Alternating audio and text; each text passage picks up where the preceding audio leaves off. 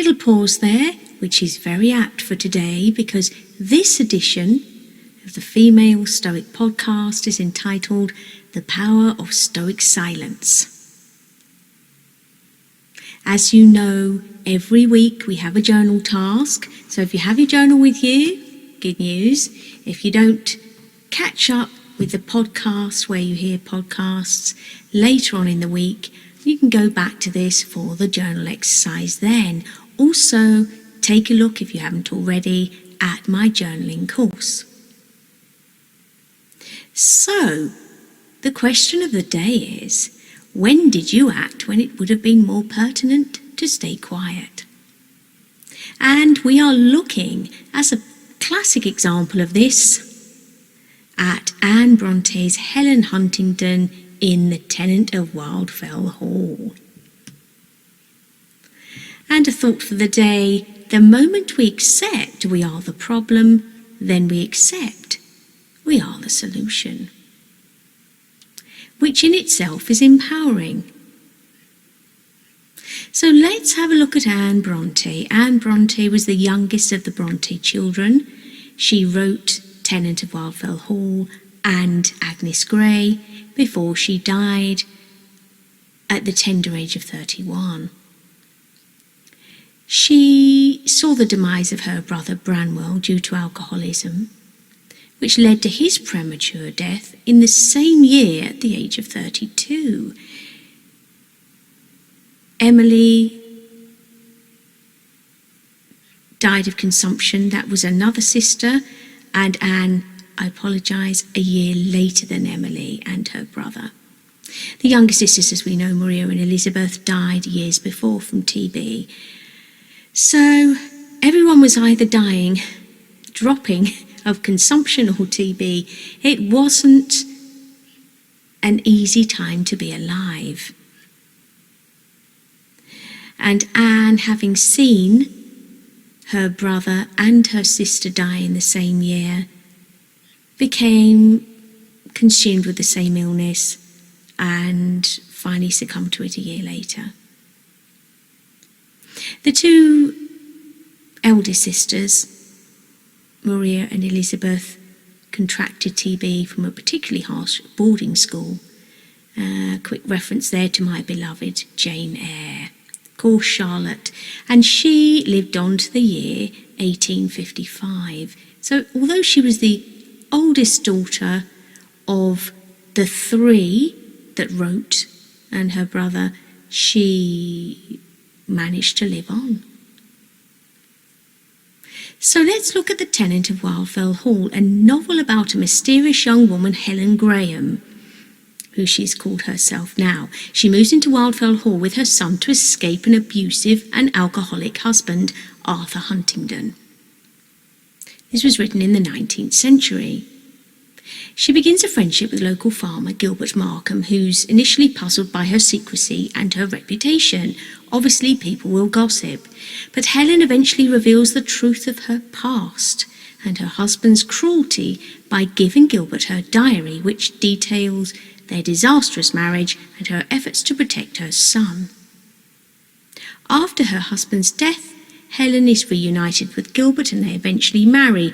If you haven't heard the story, check out the playlist, Tenant of Wildfell Hall, on my premium tracks, and the remastered audiobook that is now available, and you will be entranced. It's a wonderful story. It's a story of hope and victory. So it was controversial at the time because obviously it's detailing alcoholism.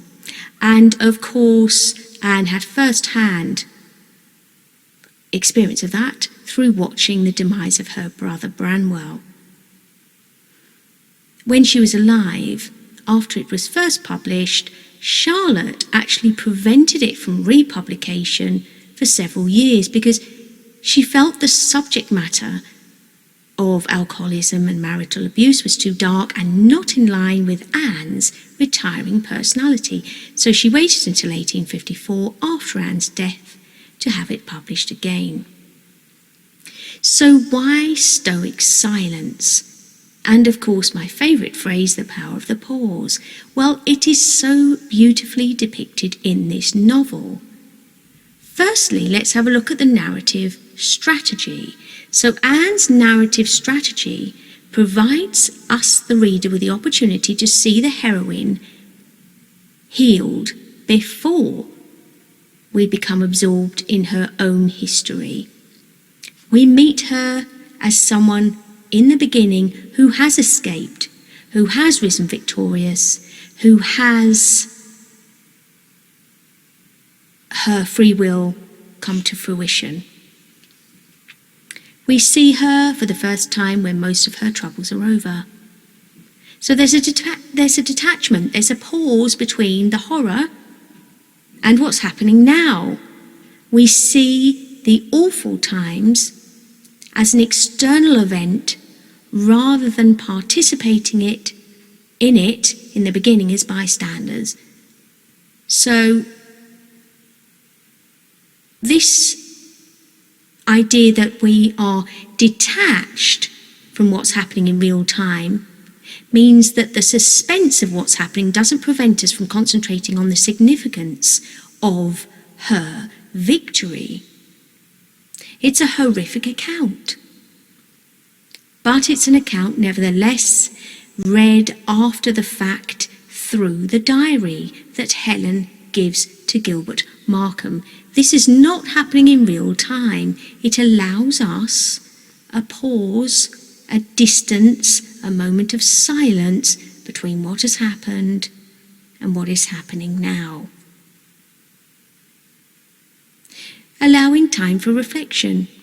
It's an epistolary narrative. That means it is read through letters, through first-hand accounts, through Helen's diary, which enables us to gain insight into her thoughts, her feelings, through her own voice. But it creates this space so that we can digest this content in our own way, in our own time. We know that Helen survives. We know she's okay now. So in some sense, this is a kindness from Anne Bronte. It's allowing us to say, okay, well, you've made all good right in the beginning. It's kind of back to front in that way. But now you are going to introduce us to the horrific story behind the heroine who sits in front of us in the first pages. So there's a space between the event and the narration of it. And it's related, as we know, in diary form. So let's have a look at the character of Helen Huntingdon. She is a Stoic character. She's complex, she's strong-willed, devout, and determined. Initially known as Helen Graham, she flees her husband to protect their son. And she does this quietly. She plans it meticulously. She doesn't shout and scream. She doesn't rail against the injustice. He's a horrible man. Because she understands, though, the character he is, if she were to confront him, it would only fuel his fire, fuel his aggression, fuel his hatred. It would be fruitless to challenge him. So there's no emotional blackmail from her side. She takes silent action. She creates a distance between his actions and her reaction to it. She remains stoic whilst all the while she's planning her escape. So again, this novel is about her triumph, her silent triumph over adversity. We're not just talking about the emotional and psychological neglect she suffered, although this was the popular thought of those who railed against it at the time it was published, this idea that we shouldn't be talking about these horrific things. And you're almost debasing, challenging the value of a man in a marital setting. This is about a commitment to Stoic survival through the protection of Helen Graham's inner peace. That's what I take from the novel anyway. And Helen keeps her walls high. She maintains her virtue, even when there appears to be an easy way out in the form of Walter Hargrave, who is one of her husband's friends. So he has friends. He's completely out of control, and some of his friends realise this is not healthy, and he is abusing his wife. And one of them steps into the breach, Walter Hargrave. He's attracted to Helen. He tries to convince her to become his lover, and eventually his wife, arguing that Arthur's neglect and infidelity free her from her marriage vows. But Helen is set up by Anne Bronte as a woman of strong moral and religious principles. She understands who she is. She has a clear idea of her own inner virtue, and she protects that. She repeatedly rebuffs Walter's advances, and she makes her position clear. She was still legally and morally married as long as Arthur was alive. So that would have been an easier way out. What she's doing is saying, I'm not going to compromise who I am, even though now I'm in this disastrous situation, but I'm going to plan quietly, silently, a way out. And Anne is carefully manipulating this sense of narrative silence to focus the reader's attention on the manner in which male authority shapes women's lives. So narrative silence is the intentional use of an absence of sound or dialogue to convey meaning in a story. We see many times Arthur verbally attacking Helen, but she doesn't reply. She doesn't react. This is a powerful narrative device used to create tension, emphasize a character's emotional state or inner thoughts. The more silence, the more we understand that she is suffering. And this in itself is evoking a deep emotional response from us. We don't need her to shout and scream to realize how terrible it is. In fact, the more silent she becomes, the more we understand the struggle she has to maintain her inner peace. The power is in the pause, again, this stoic silence. And it seems, poor woman, that everybody's seeking a reaction from her. So we've even got Gilbert Markham coming in at the end, and of course in the beginning when we first are introduced to Helen. He's seeking reactivity just as much as Arthur Huntingdon, just as much as Walter Hargrave. He wants acknowledgement. He wants control, even though Gilbert Markham is seeking control of the ability to protect her. Huntingdon is seeking control over her herself. Walter Hargrave is seeking control from an egotistical point of view. Well, I'm interested in you, so shouldn't you do what I want? So Helen understands that she has ways out, she has choices, but these choices are actually the choices of other characters. And because she's such a strong character, she knows if she allows herself, she can remain committed to her inner virtue and still survive. And that's the power of this novel, her inner commitment to herself and the power of stoic silence.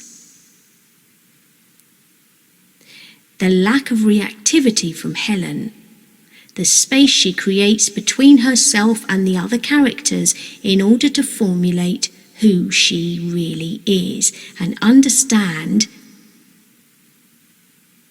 that her inner virtue is the only thing she has control over. This stoic silence shows emotion. It creates emphasis. It reveals her character. Even though she's being silent, her character is revealed through that. If a character fails to speak their desires, inner conflict or tensions out loud, it doesn't mean they're not existing, they're non-existent. It means they're very, very real. And the temptation is always just to explain ourselves, be answerable in some way. But why? If Helen were to do that, would that help her maintain her inner peace? No, it wouldn't. And this silence can draw attention to what is not being said, whether it's, in the case of this novel, societal constraints, a character's hidden thoughts, or the subtext of a conversation. If we juxtapose the loudness of one character, the enormity of their arrogance and insult, with a silence, a quiet moment from another character, we can enhance the inner turmoil of that character.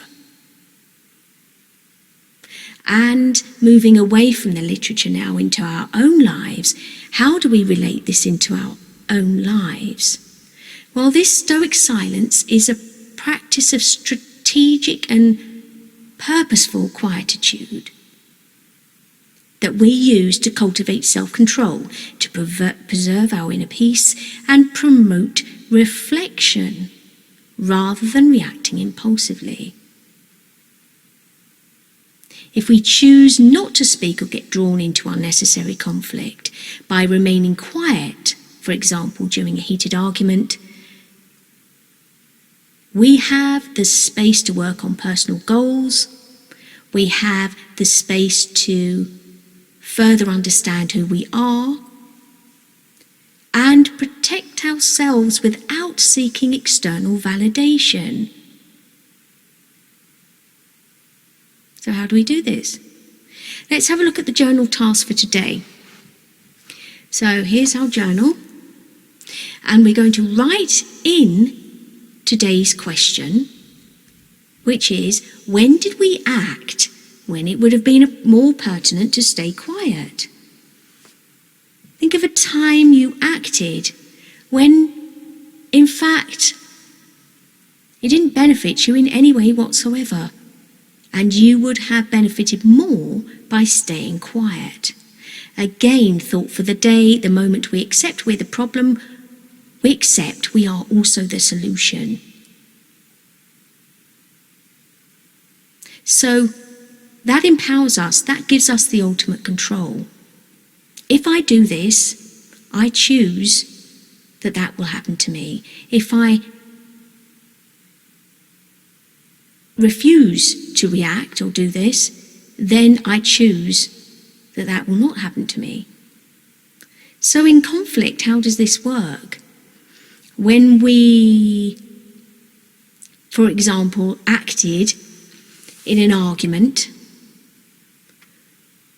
instead of jumping to a conclusion or immediately biting back at a comment that's been made to incite us to that behaviour, because that's what people do, we say, okay, I'm just going to create this pause between your behaviour and my reaction. We can choose silence to avoid escalating the situation, to maintain our dignity and our calm. And this pause creates the space for clarity, to understand and gain an understanding of what's going on. And if there's too much noise, the quieter we become. That is the inner strength. Have you ever looked upon somebody who appears very quiet in a crazy situation? Most times, they're not just protecting their inner peace, but they are allowing themselves the space in order to be able to understand how to react, how to respond, how to cope. It's a powerful move, and we need those strategic moves in our lives in order to cope. This is Stoic survival.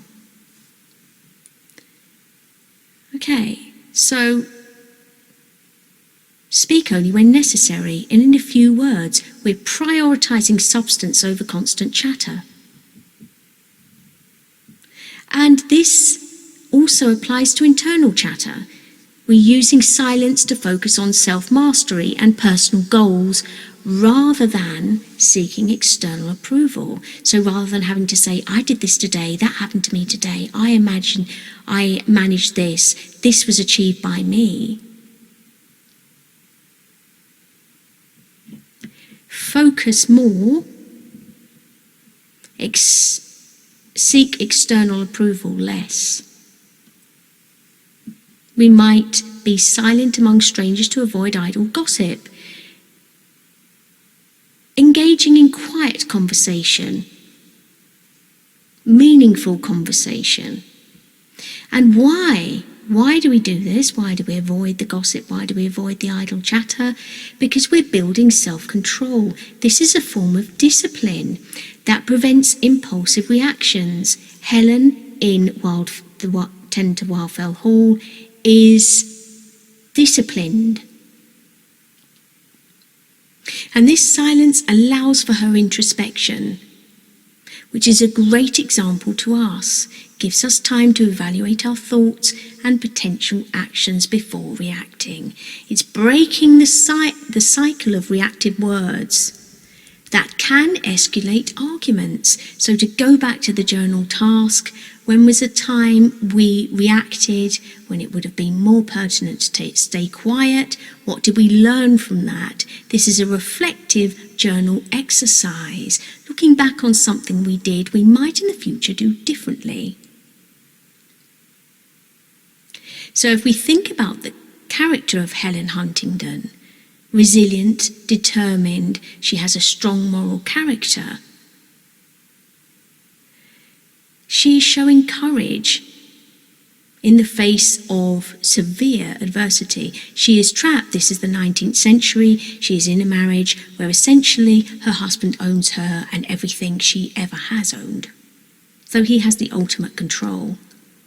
But although he has physical dominance, financial dominance, she still shows courage and fortitude quietly, silently, meticulously. She is strategic in her planning because she knows essentially in order to protect her son from these awful influences that her husband exposes him to, she is going to need to be very clever about escape.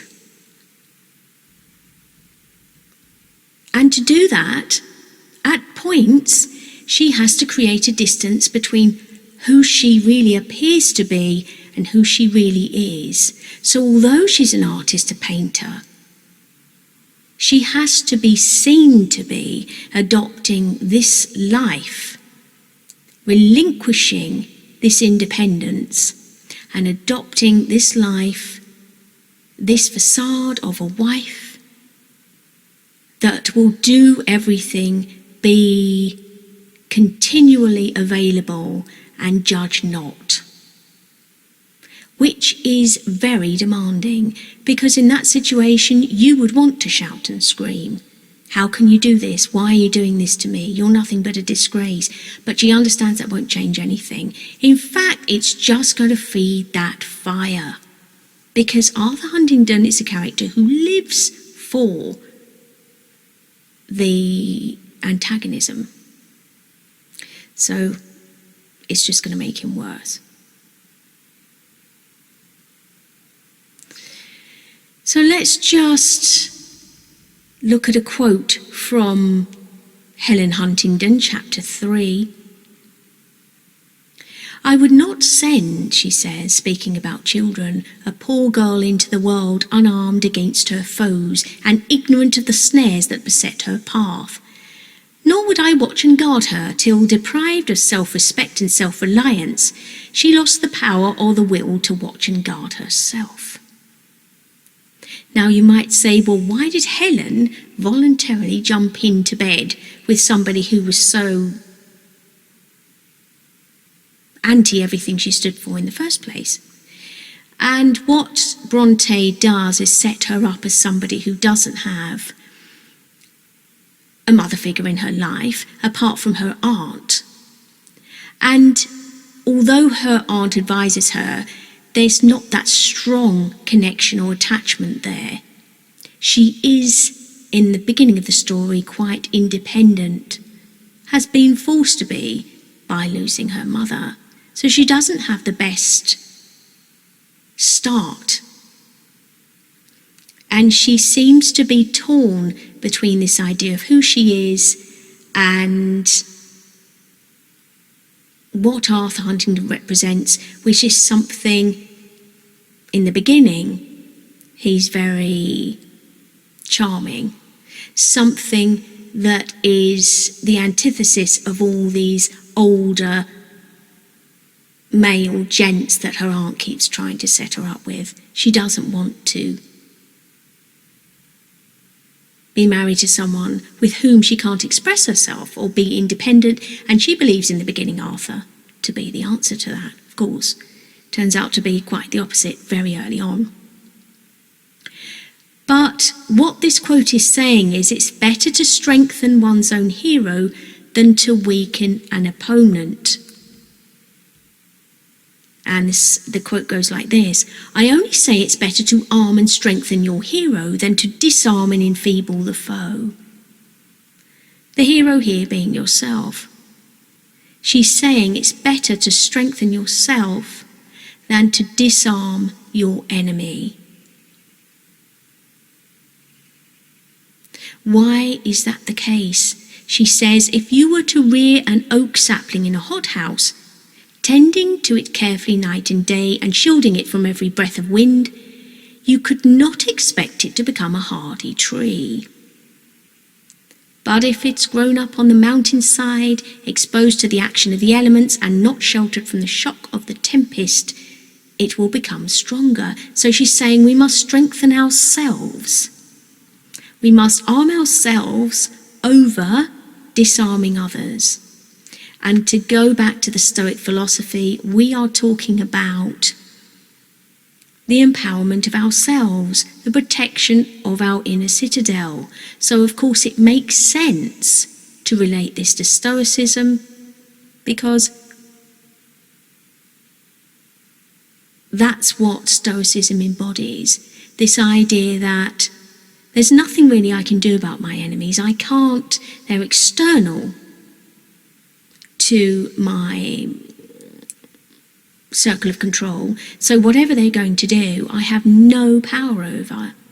So all I have to do is arm and strengthen myself in order to be able to batten down the hatches, build up the walls high, close the drawbridge in order to be able to protect myself. And this is what Helen Huntington does so well. We need to focus on building our own character, our own abilities. So we're saying that if we are shielding ourselves by growing, obviously this great symbol of the oak sapling, growing in a hothouse, protected against the elements. If we sit here and say, there are so many external forces attacking me all the time, and I just need to be protective. I can just sit in my hothouse and not go out into the world or experience everything. I'll be safe. Would that be the answer? And what she's saying is no. Actually, we need to be aware of the external forces, but we need to be strong enough to combat them, to stop them getting in. And this is the beauty of this novel. A last quote. My heart is too thoroughly dried to be broken in a hurry, and I mean to live as long as I can.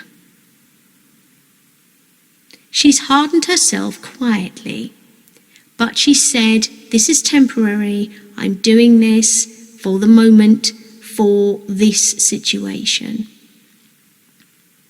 You may think it all very fine, Mr. Huntingdon, to amuse yourself with rousing my jealousy, but take care you don't rouse my hate instead. And when you have once extinguished my love, you will find it no easy matter to kindle it again. She understands early on that once love is lost, it cannot be regained. I have principles, and I understand that once you've crossed the line, that's it. She is creating boundaries from early on, and she is stating who she is. She's very well aware of who she is. The more that happens to her, the more she internally rails against it. So again, when did you act when it would have been more pertinent to stay quiet? The journal task. Think about a time when you were pushed to the limit, when there was really no way out and you felt cornered, and you just let rip. And then with quiet reflection, because obviously there's a lot of pause now, there's a lot of space between now and when that happened. In your journal, think about what you could have done differently. Again, the quote for the day: the moment we accept we're the problem, we accept we are the solution.